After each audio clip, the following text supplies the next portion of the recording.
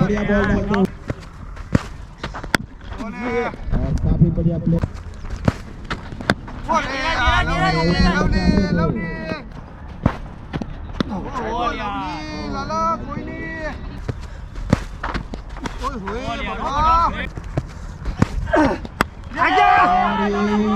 उठा दिया है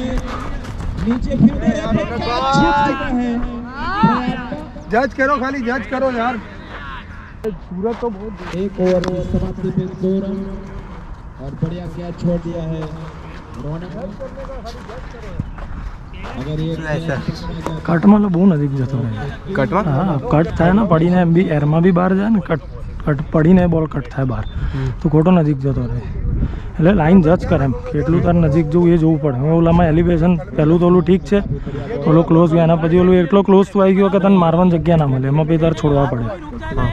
એટલે બહુ વિચાર નહીં હવે બિંદાસ તું રમ ખાલી રન એટલા બધા કંઈ છે ને એવી ઓવર આવશે એમાં 20 રન એટલે બધું હરખું થઈ જશે એટલે વિકેટ ફેંકતો નહીં हाँ और ये शानदार शॉट लगाते हुए प्रयाग, शानदार चौका।